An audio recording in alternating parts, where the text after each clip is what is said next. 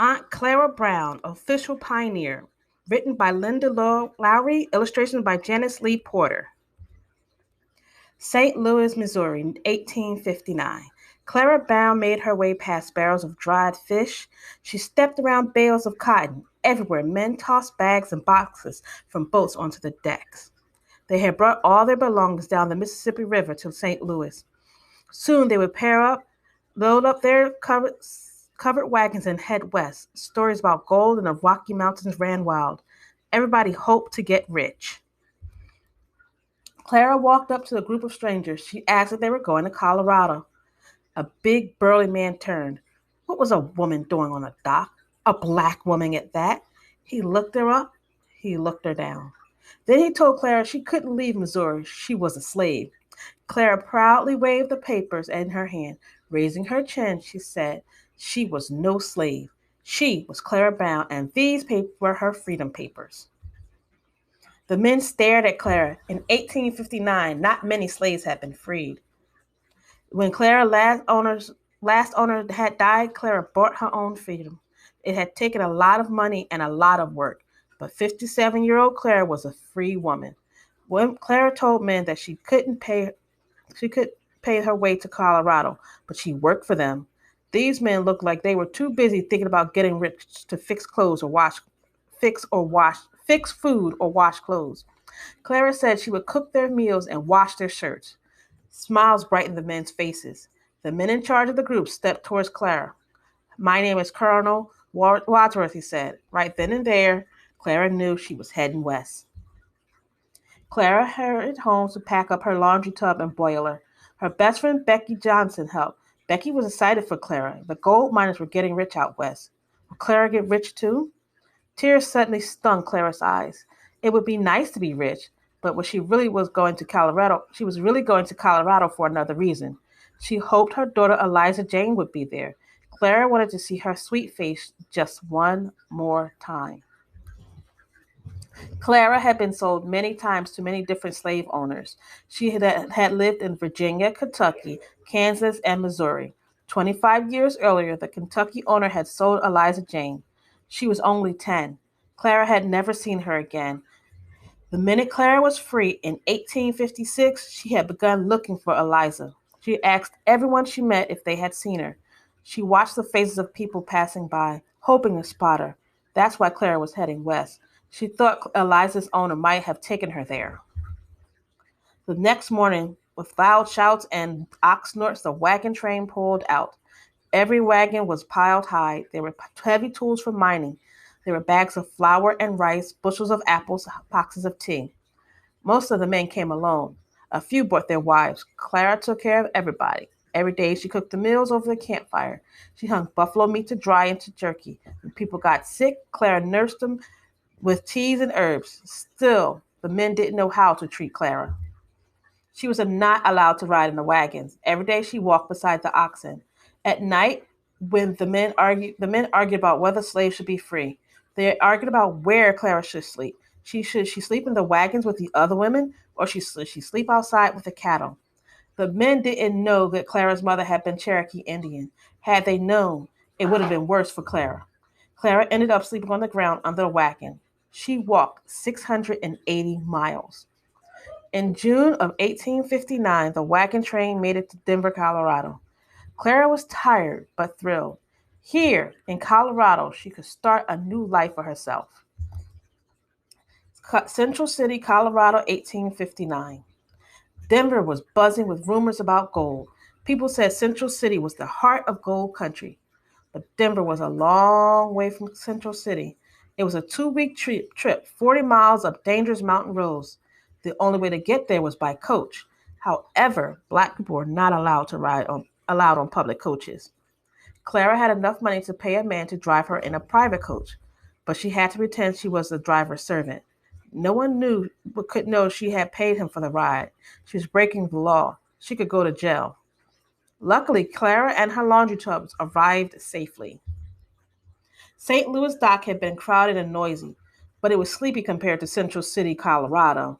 Miners carried guns. Fist fights broke out on the street corners. It was hard to sleep at night with all the screaming and shouting.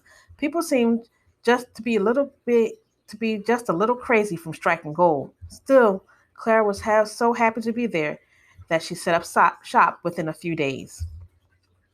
Clara's Laundry was the first in Colorado. After all her years working as a slave, Clara had become an excellent laundress. Gold miners flocked to her laundry.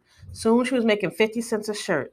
This was a lot of money at that time. In 1859, 50 cents would buy 5 loaves of bread. Clara quickly learned how to get her money and make more money for her. She bought land in Denver, Boulder, and Idaho Springs, Colorado. She bought 7 houses in Central City. Within a few years, she had $10,000 in land and money. Clara Brown was rich. Still, every day she waited for news of Eliza Jane. No one in Central City had news. Clara's friend Becky had no news. All the money in the world would not bring Clara what she wanted most, to see her daughter again. When Clara was living in Colorado, the Civil War began. People in the southern states did not want slaves to be free. People in the northern states wanted slavery to end. Soldiers fought for 4 years. In 1865, the war ended. Soon after, all slaves were free. Clara decided to look for her daughter one more time. She would go to Kentucky. That's where Eliza had been born into slavery. That's where Clara and hoped her daughter would be. In Kentucky, 1866, Clara shut down her laundry and made a long trip back to Kentucky. Everything was different when she arrived. The Civil War had left homes and families in ruins. Many huge plantations were gone. Who had been slaves had no idea where to find work. They had no homes and no money. Some of them were living in camps wondering what to do. Clara met many free slaves. She asked them if they knew a woman named Eliza Jane. She traveled from town to town. She went from camp to camp. No one seemed to know her daughter. Clara felt lonely and lost. Her heart broke over and over again when there was no news of Liza. Through her life, Clara believed that God helped her in hard times, so she asked God what to do. Her prayers told her to start a whole new family. It would be a family of people like Clara and Eliza. They would be people who could not find their parents or their children. Clara counted her money. She had enough to bring 26 newly freed slaves back to Colorado with her. Some were relatives.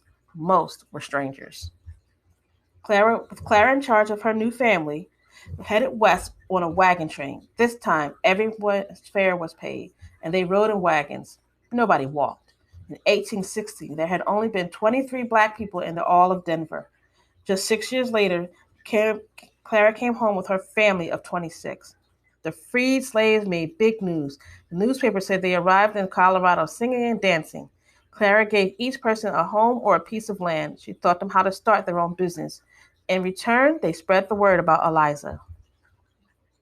Within a few years, Clara's fortune was gone. She was cheated out of some of it by unjust business people. She lost some of her land in a flood. Still, she felt rich. Her money had paid for many people to start new free lives. But Clara was growing old. She needed money to take care of herself. The pioneers got old. The state of Colorado paid them in return for all the work they had done settling the land. The money was called a pension. Anyone who settled in Colorado before 1865 was an official pioneer.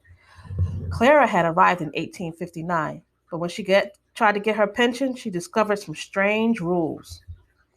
All official pioneers had to be white. All official pioneers had to be men. A black woman could not receive a pioneer pension. Clara had become famous for her kindness. She always helped people who were hungry or sick or treated badly because of the color of their skin. Everyone called her Aunt Clara Brown. This time, it was her turn to ask for help. Clara talked to her friends. They thought she had done as much for Colorado as miners or ranchers had done. They wrote letters to newspapers. They gave speeches at City Hall about Clara's problem. The rules were changed. Aunt Clara Brown became the first official Colorado pioneer who was not a white man. She received the pension she deserved. Council Bluffs, Iowa, 1883. When Clara was in her 80s, she got a letter from her old friend Becky Johnson. Becky had moved to Iowa. Clara was growing blind. She squinted to read Becky's news. Becky had met a woman at a post office whose name was Eliza Jane. She had been a slave. She was taken from her mother when she was 10 or 11. Clara's heart just about stopped. Could it be her daughter? Come right away, the letter said. But Clara didn't have enough money to go. Clara's friends heard the news. They wrote the newspaper articles and held dinners to help get money for her trip. Finally, in early spring, Clara got on a train bound for Council Bluffs, Iowa. On the way, her mind wandered back to Kentucky 50 years before. She remembered her little girl in her pink dress standing up on a stage for sale. Eliza Jane was so scared that she threw up in front of the crowd. This made her owner angry. He'd get less money for her if she looked sickly. Clara wanted to push away all those white people and rush up on the stage. She wanted to take her little girl back and hold her tight to her heart. Instead, Eliza Jane was sold. She was loaded on a wagon with her farm equipment, furniture, and other slaves. Clara and Eliza didn't even get a chance for a last hug. Clara's train arrived in Council Bluffs. There, she got on a trolley to 2nd Street. The closer Clara got to her stop, the faster her heart beat. Clara was nervous. They made sure she got off at the right place. Clara stopped off at the trolley at the brisk mark onto the brisk March wind. She squinted into the sleet. She saw a tall, dark woman running toward her through the puddles. Suddenly, Clara was struck with fear. What if she did not recognize her daughter? It had been so many years. The woman slowed down and came closer. Clara could just make out her nose and her smile. The woman took another shy step forward. Then Clara was close enough to see her eyes. They were the sweet brown eyes Clara had never ever forgotten. Her heart leapt. She would recognize her little girl any place, even if 100 years had gone by. Clara opened her arms. Eliza Jane fell into her embrace. Clara felt like the richest woman in the world. She was holding her own Eliza Jane in her arms again. And this time she would never let her go.